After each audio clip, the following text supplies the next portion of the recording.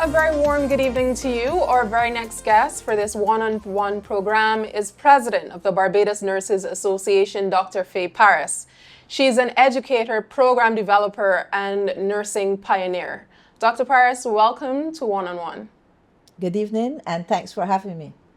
Our first question for our viewers: why is it so important to have a functioning Barbados Nurses Association? That's a very good question. The Barbados Nurses Association was founded since 1936 by Eunice Gibson, who at that time founded the association to assist nurses who had problems with conditions of service. The association progressed. In 1943, it was incorporated, and in 1990, it became a trade union. Therefore, we are very proud to say that we offer services for professional nursing as well as a union where we can bargain for the nurses. It is important for the association to advocate for nurses so that nurses are able to have the correct conditions of service, the correct levels of pay, and resources. So those are some areas that we focus on as a union. What does a new type of representation look like for you regarding the future of the Barbados Nurses Association? The new type of representation. Hitherto, we have been advocating for nurses during times of need, but the new type of representation would include structuring for power. So we are going to be having shop stewards in each institution, multiple shop stewards, so that information can be fed back to us real time and we could be proactive, as our mission says, to be proactive in managing the needs of our nursing members. And what's your focus like in terms of attracting newer nurses to the association? That has been a major desire for this executive and past executives, because we noticed that new members are mainly the senior executive. We have a number of retired members. So our focus is on getting new members who are younger. So we are looking to engage them in activities as well as provide activities that will center towards them. So we have the social media platforms, which we hope would engage the younger persons. We are also doing social activities that would bring them out. So we are planning Founders Month in July, and we are looking to put an activity out there that will draw younger members to the arena so they can see exactly what we do and be a part of the association. I'm sure that you've had many proud moments over your illustrious career. What are some of the proudest moments for you prior to taking on the presidency of the BNA? Over my career, some of the proudest moments, the very proudest moment for me is the development of the post-basic gerontological program. This is outside of BNA. So we would have identified the need that Barbadian population is aging, and we would have forecasted that some years ago.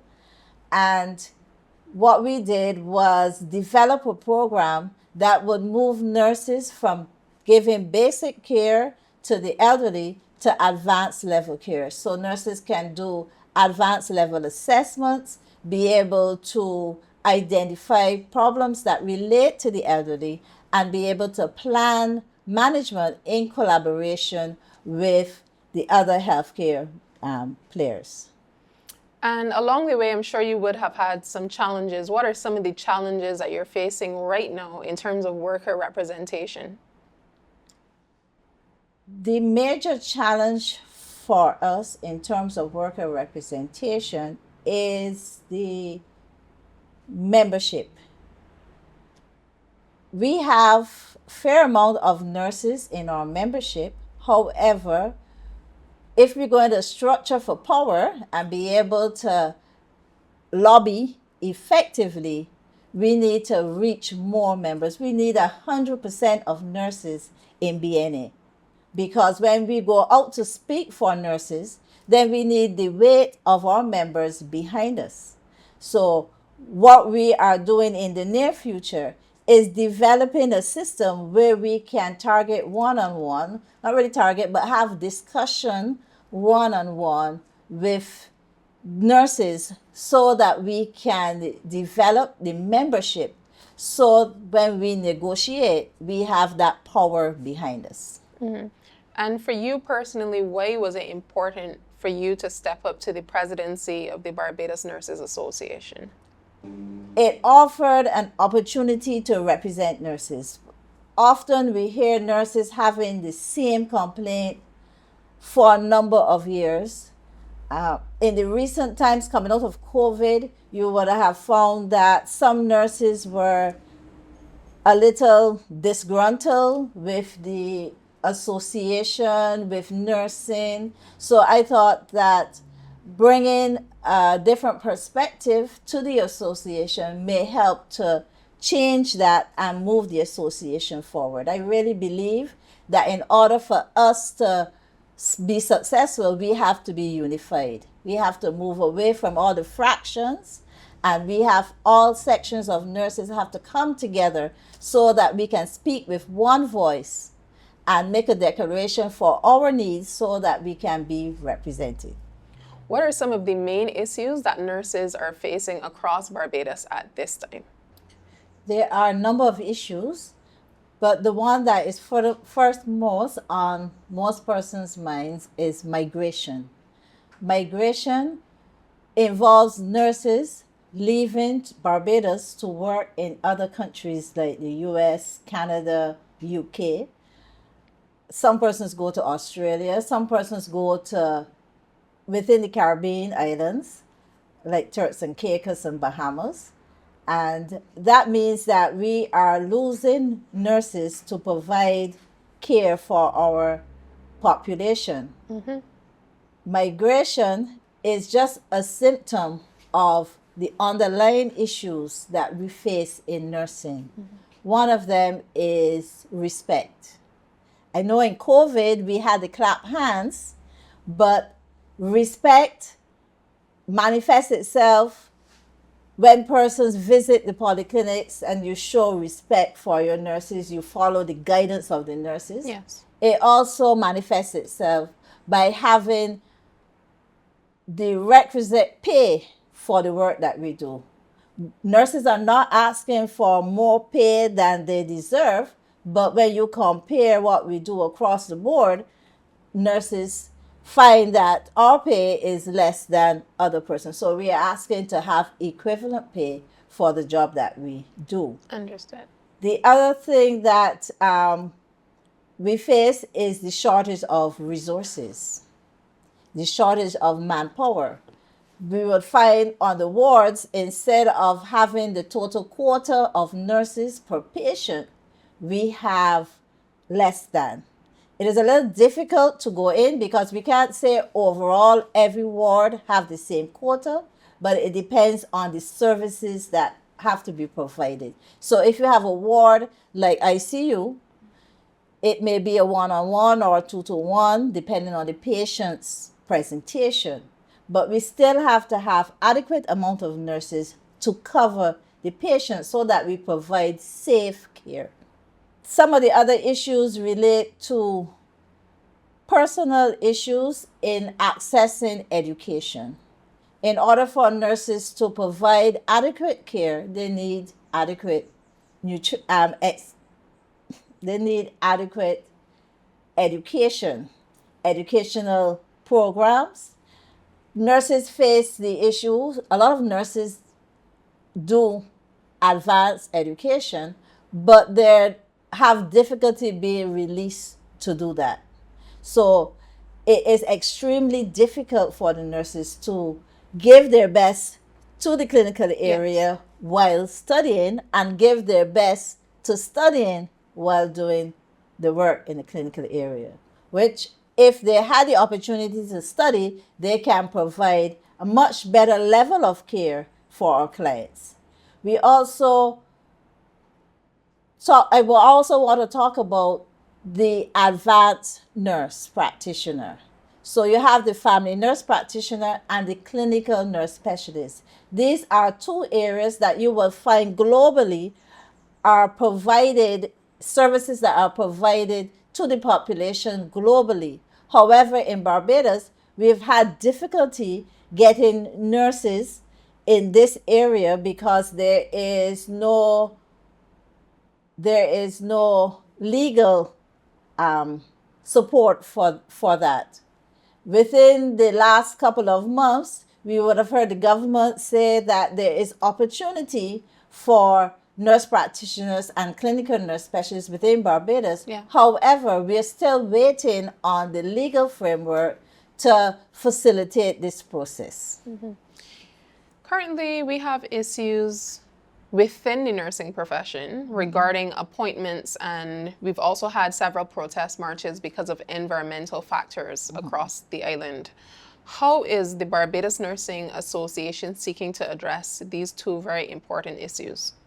Okay, so to address these two issues, the environmental issues, you would have heard a number of calls within the media from the Barbados Nurses Association and support to our clinical areas, Barbados Nurses Association, giving that support so that we can address the issue. We have, outside of what you see in the media, we have been also engaging the Ministry of Health in discussion when an issue arises, and even before an issue arises, we have been requesting that there be systematic process put in place so that you would be cleaning the areas, making sure you deal with the issues systematically and don't allow a major area to arise. So one of the things that we are looking forward to, and the government would have identified, was that some of the polyclinics will be rebuilt. Mm-hmm. But in the meantime, we need to make sure that our nurses are not exposed to any illnesses due to sick building syndrome. Okay, so let's look at the other issue, the appointments. In nursing, we have an issue with how appointments is being done every 2 years, and we are advocating that appointments be done as the need arises because we need nurses.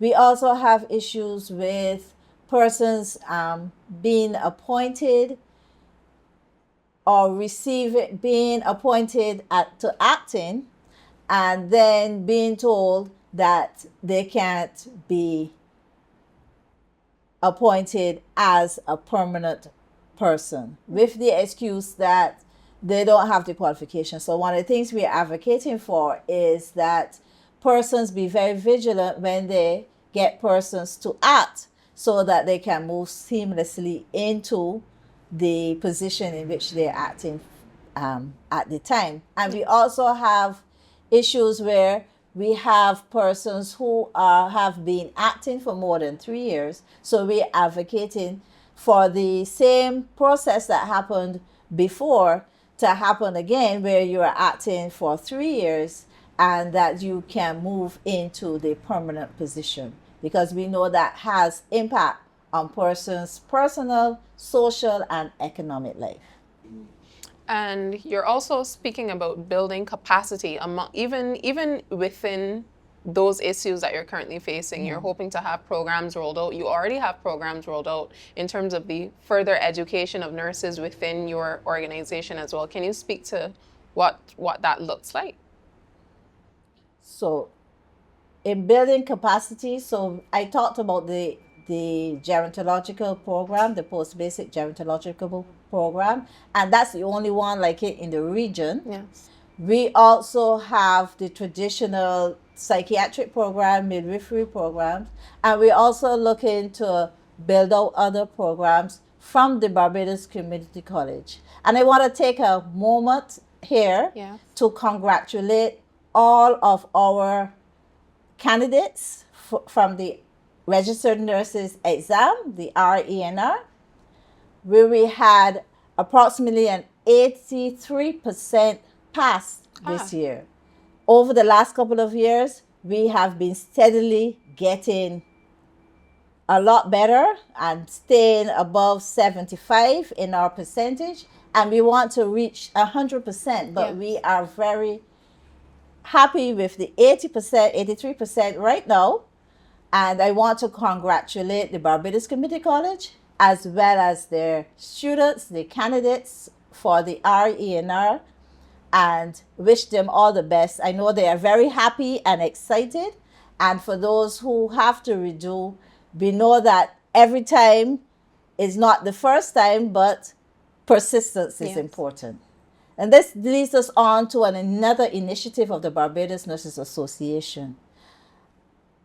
Over the years, we realized that some nurses are not successful at all chances offered by the regional exam for them to pass the exam. So Barbados Nurses Association has been in the forefront of advocating for what we call a fourth chance. Because the first legal chances were 3 chances. So Barbados Association advocated for the fourth chance. And we are happy to know that that is in the works with a projection of starting in September. Very good. So I want persons who are out there that are looking forward to it. We are working very steadily so that it starts in September, so that they would have a program of review before they actually do the fourth chance again. So just for knowledge out there. So you've been successful in having a fourth chance for nurses. What did that process look like in terms of advocating for that particular initiative? For that initiative, it started with the advocating at the regional nursing body level for the fourth chance. And that had to be ratified at the regional nursing body because they have responsibility for the education and exam within the region. We also had to have buy-in from the Ministry of Health. There is an organization called COSOD where you have the ministers meeting. Yeah. So that had to be ratified across the country because we didn't want it to be just a Barbadian thing. It had to be across the country. So Trinidad also have a program where they do the fourth chance. St. Vincent started theirs last year, and we are moving towards starting ours this year. Do you think it should be limited to chances for nurses heading into the program, or do you feel as if it should be something continuous? Even if a nurse, fails that program, she should be allowed, or he should be allowed to have more than 4 chances. So that multiple chances is a common cry. A lot of persons think that nurses should be able to do the exam as often, as many times as is necessary to pass. And there is precedent in other countries where you do other exams and you do it until you would have passed. At this point in time, the regional has identified a fourth chance. And once we get the regional body and the nursing council, which plays an important part in Barbados in ratifying and guiding nursing education and examinations, once they have agreed to the multiple chances, then that will go forward. But right now, on the books is the fourth chance. Okay. Within the Bachelor's of Science of Nursing program, you said that the percentile is now around 83%. What would you accredit to this increased success rate within that program, a program that you've assisted in developing as well? Okay. So the Bachelor of Science program has grown from the associate degree, and what we did when we noted that we had an issue with pass rates was that we reviewed the entire program. We looked at adjusting the curriculum, and we streamline what we are doing with that of RENR. And we were doing that before, but we really tighten up on that, as well as we provide a series of opportunities for our students to practice doing the exam, to review at the end of the 4 year, near coming to the end of the 4 years. We do a review where they review the entire program, and then they have a series of practice sessions. So I think all of that has helped to move things forward. We've come to the end of the first half of this one-on-one program with President of the Barbados Nurses Association, Dr. Faye Parris. We'll be right back. Do you have a query, complaint, compliment, or just a simple suggestion relating to a government service? If you do, then the Citizen Services Contact Center, or CSCC, is here for you. What is it? As part of the government's commitment to providing citizen-centric governance, this initiative has been designed to make it more convenient for Barbadians to voice concerns, file complaints, and offer suggestions about government services, all from the comfort of their own homes. You can reach the Citizen Services Contact Center by telephone at 573-7373 or by email at messagegovt@barbados.gov.bb. You also have the choice to WhatsApp the center at 266-4242. The CSCC operates between the hours of 7 a.m. and 9 p.m., Monday to Saturday. Again, the CSCC contacts are 573-7373 for calls, message govt@barbados.gov.bb for emails, and 266-4242 for WhatsApp.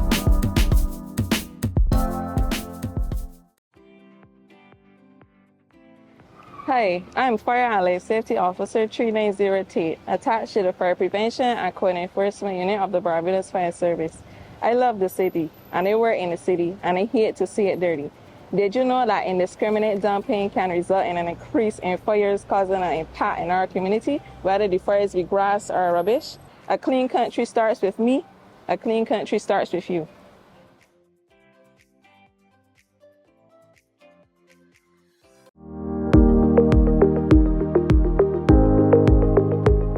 As Barbados is very small and land is precious, what would you do to protect it and make it pretty? What I would do to make Barbados pretty and protect it is to plant many trees and put up many signs saying to not litter. I would consider building highways, apartments, and so we will have more land to build parks for our fun.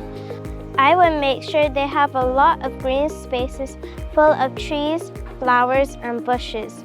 We need to plant more trees because trees release oxygen and take in carbon dioxide. I would plant trees and flowers around Barbados and make sure no one dumps trash on empty lots. I would encourage people not to litter and also start cleanup crews to clean up the parts of Barbados. I would start by planting trees, including fruit trees, and plants with colorful flowers. My name is Alana Greenwich. I attend Bailey's Primary School. Hello, my name is General Isaiah Torrance Short Barnett. I am a student of Bailey's Primary School. My name is Liam Ashby. I am 9 years old and I attend Wales Primary School.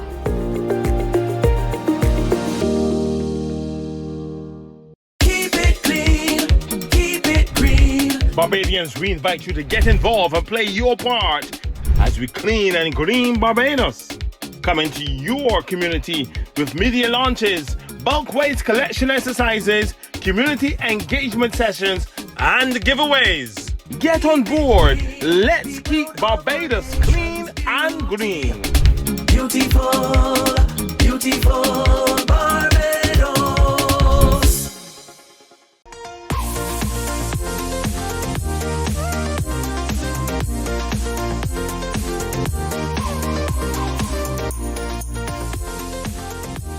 We are back for this very special episode of the Public Affairs Department's one-on-one program with President of the Barbados Nurses Association, Dr. Faye Parris. Dr. Parris, we've addressed several issues in the earlier part of this interview. In this second half, I would like us to focus on the ongoing conversation with the Prime Minister and the compact with nurses within your organization. Okay. During our AGM in February, we had invited the Prime Minister to be our featured speaker. And at that time, she broached the idea of creating a national compact between the Barbados Nurses Association and the government of Barbados. Since then, we have had a series of meetings with the Prime Minister and without the Prime Minister as we move to decide what we want to place within this compact. So we would have developed a document that stated our recommendations, and we are presently waiting on a response from the government of Barbados. In the meantime, we are aiming to have discussion with the leaders within nursing so that we can see where we are at with some of the issues in the compact was addressed in the last budget. So we can see where these are at and how we want to move forward. Because as I said earlier, we want to have a unified approach. So we want to be able to know where we want to go in nursing and to move together. One of your outstanding issues as well is the issue of health insurance for healthcare workers, particularly nurses within the BNA. What's on the agenda in terms of addressing this particular issue?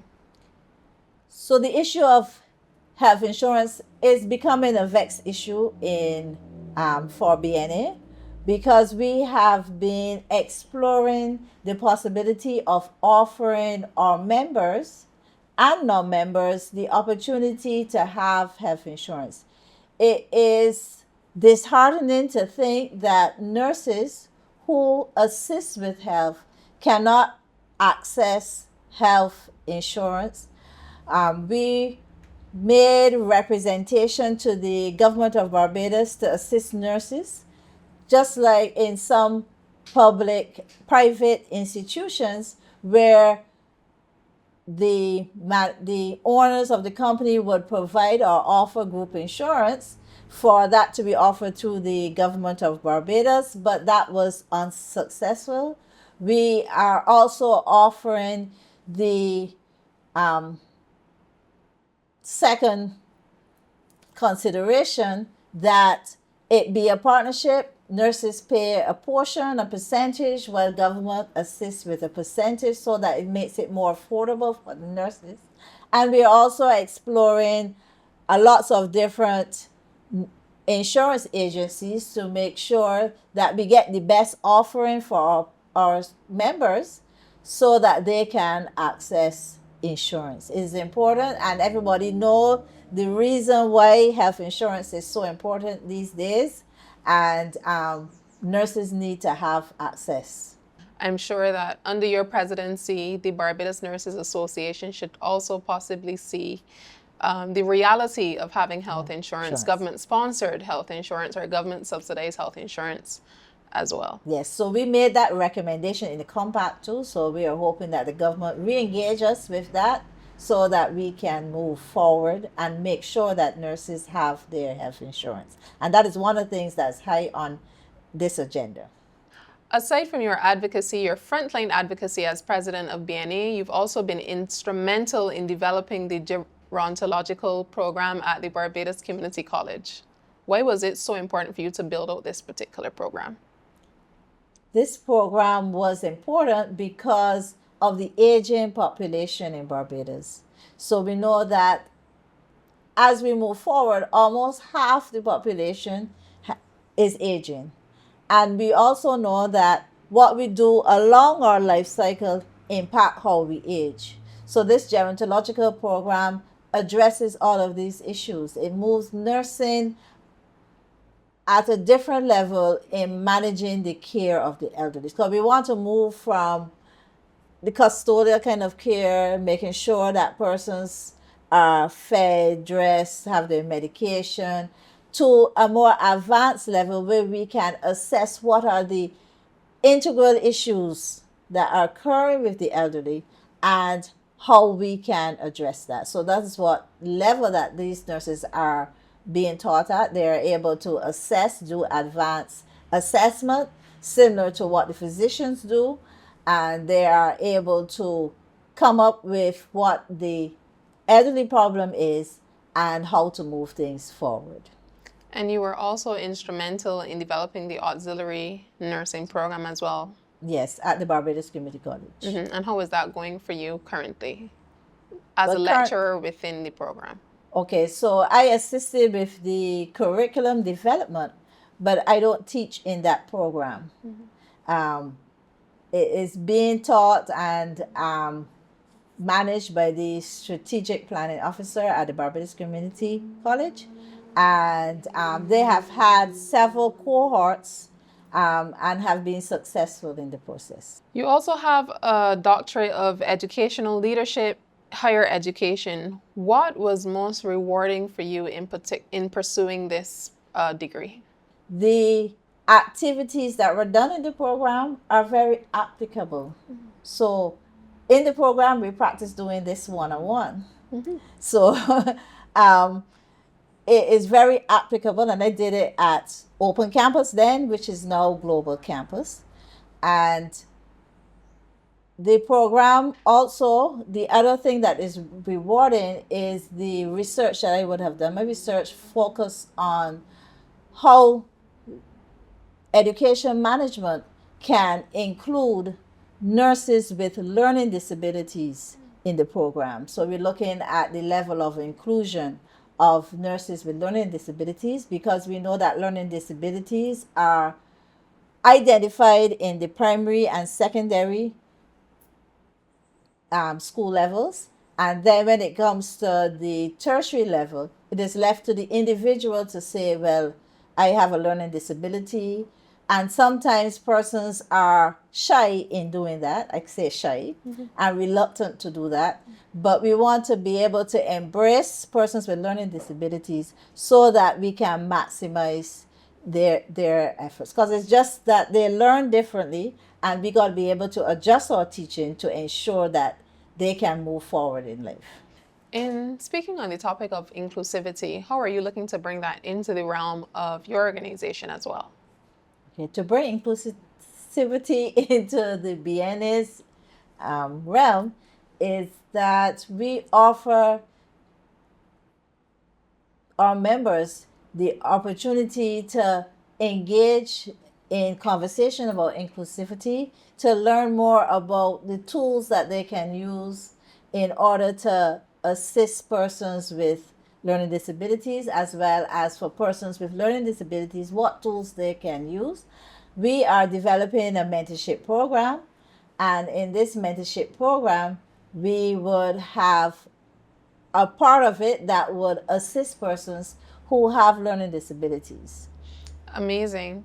And where do you stand, or are there any thoughts on the inclusion of nurses, those who are living with non-communicable diseases or even mental health conditions? So our nurses span the entire community. So within nursing, we have nurses with illnesses, non-communicable diseases. So we have persons with diabetes, hypertension. So we embrace that the same way we embrace our clients. One of your research papers for your clinical nurse specialist program was on the factors influencing the quality of care for elderly clients. Why was it so important for you to touch on this particular topic?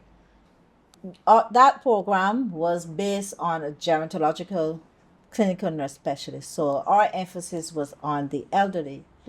And what we identified is that the elderly deserve quality care. And in order for us to ensure that they get this quality care, we need to understand what are the parameters. So we really looked at clients who had Alzheimer's. We looked at the whole gambit of Alzheimer's, from mild, moderate, severe. So what we also included was the caregiver. So we would have interviewed a lot of the caregivers to see the quality of care that these clients had. We did this in Jamaica, and one of my goals is to see how we can replicate it in Barbados, because we know that there is a growing number of diagnosed cases of dementia and Alzheimer's, and we really need to understand what's happening within the homes.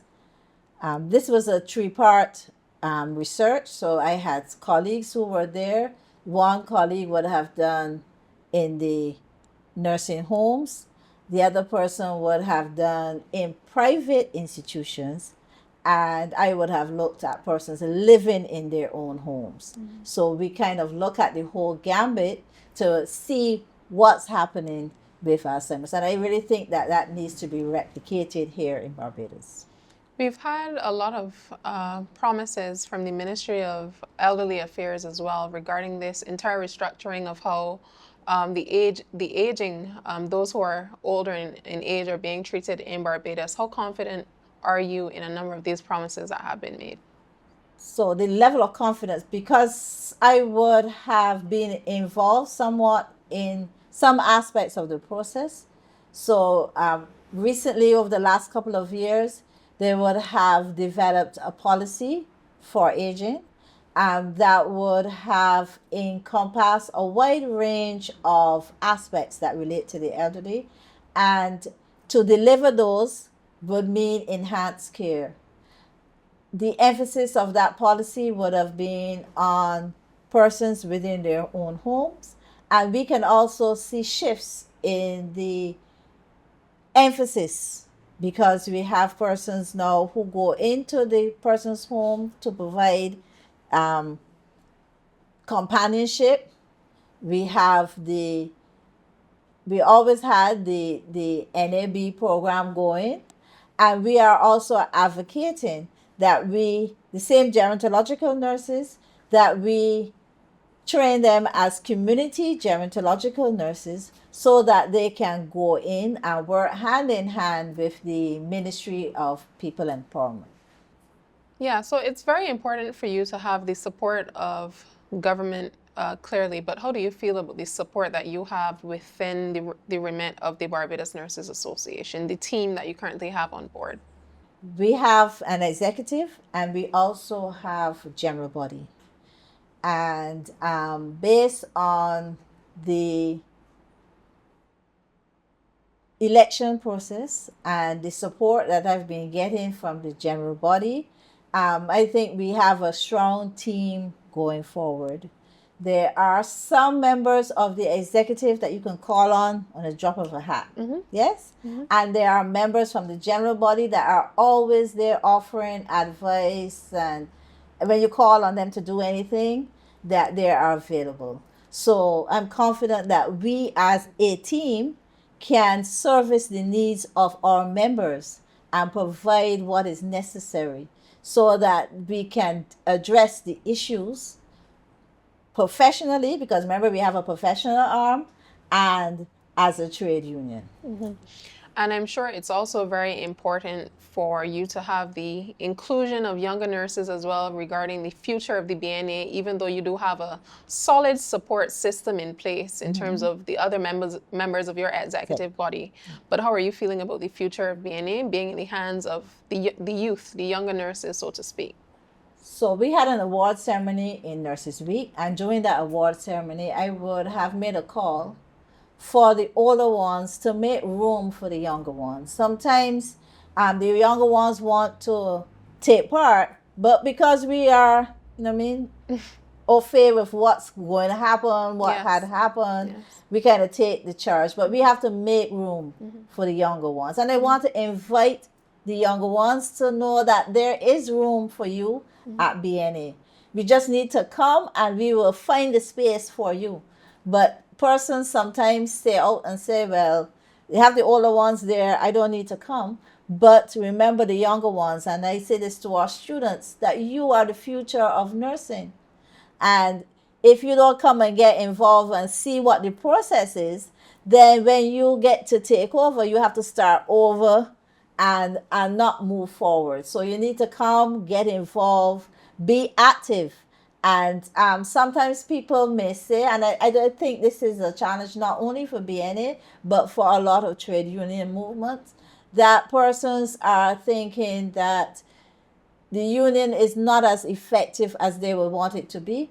But I say to members or to potential members that when you come to the union, offer your support, your manpower, then the union can be what you want it to be. But if we stay aside and look, Yes. then it's not going to go how we want it to be. The only way that we can get it how you want it is by having your input. So come and join and become members of BNA. Making a clarion call. That's indeed. right. We're We here. need to move nursing forward, Yes. and we need to do that as a unified body.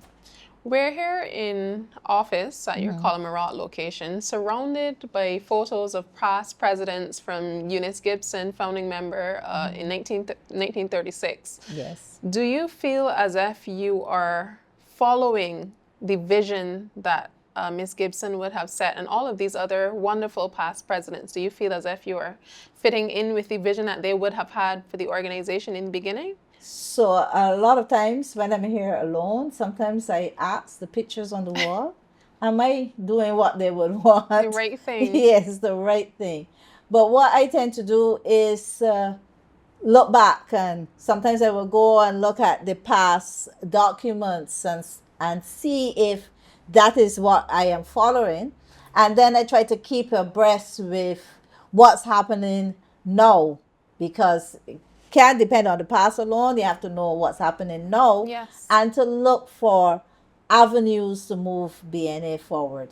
So one of the things that we challenge on our nurses, ask, what does BNA do for me?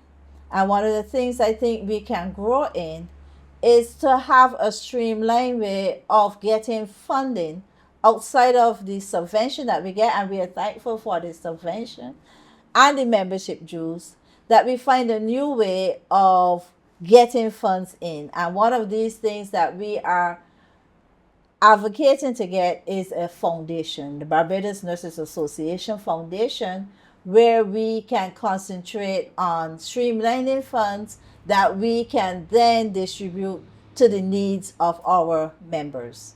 So that's something that's higher on our list there. We also want to revamp this building because it limits the amount of engagement we can have with our members because the meeting room is so small. We are looking to engage external donors outside of Barbados. We have a large diaspora of nurses and nursing associations, Barbados Nurses Association worldwide. We're looking to engage those, as well as we're looking to engage local donors as well, so that we can streamline this funding to meet the needs of nurses. I met a group in America. They were asking me, I went supervising a group of students at a program in America, and they were asking, how do I get funds into Barbados to service the needs of nurses? So this will be an opportunity that they would be able to know how to get the funds in so that we can cater to the needs. We ask people to invest in us, so we want to be able to invest in ourselves as well, and to guide persons on how they can invest in us. Do you think Barbados has what it takes, and the Barbados Nurses Association as well have what it takes to be a gem, so to speak, regarding international best standards of nursing? So you would realize that with migration, our nurses move seamlessly into other places because of the standard of high education that they receive. So piggybacking on that, Barbados Nurses Association have a good fertile ground in which to develop and be a worldwide champion for nurses. I also want to draw reference to our plans in building out for our members. We want to restructure the building in order to be able to cater better to their needs. So for the office, it has limited capacity at this point in time. But we want to knock out some of the walls, make the space bigger so that we can have conferences here. We can structure, because one of the things we want to do is to offer educational programs so that we can structure some educational programs and be able to use this space for the betterment of our nurses and our patients in the long run. The country of Barbados. And I'm sure Eunice Gibson and all other past presidents would be very proud. Yes, they would. In your biography, you mentioned the important role of faith in all that you do. Where do you stand and how do you balance it all? And where does faith come in terms of this balance? What you're referring to is I am a Christian and I worship at Harvest Bible Chapel. And we see worshiping, working, and working for Christ as important. So part of the presidency would be an extension of working for Christ, because we want to cater towards the needs of our population, our nursing population, and the wider population. We also preface everything we do with the knowledge that God can impact or will impact what happens in terms of our negotiations, our engagement with you today. We make sure to put God first before we get into these engagements. Our discussions at meetings, because we want to plan within the will of God. And would you say you're within your purpose currently?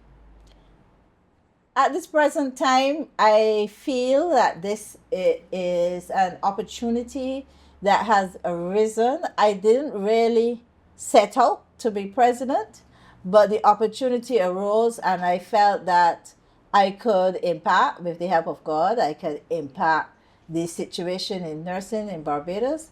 And at this point in time, yes, I think I'm within my purpose. Our final question, how do you feel about the continuation of BNA and those young persons who are entering the nursing program? They're having some concerns about, how nurses are carrying themselves, not caring as much as, nurses who have gone before them. But how do you feel generally about the young nurses coming in? Like every profession, there are some persons who may not toe the line. In nursing, we get the word antsy comes to me, when persons don't present that professional behavior, because we know we're dealing with persons' lives. It is more critical for us to make sure that persons are able to deliver at the highest level. Yes. But generally, I think that most persons are geared or are seeking, most nurses are seeking to provide adequate level of care. A lot of times you will hear the sensational, not so good attitudes, but you don't hear all of the 99% positive attitudes that are happening. That's why people go into hospital and can come back up with their lives, not so? Can function. Yeah? Yes. So we have to, yes, narrow that 1% or 5% or whatever percentage it is, but we also got to remember that there's some really good nurses out there. Yeah? We got nurses that do cardiac perfusion, persons responsible for taking the blood out of your body, making sure it stays the way it's supposed to stay while you're doing cardiac surgery.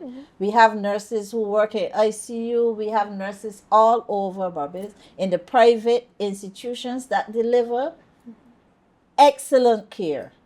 And we need to focus on them sometimes.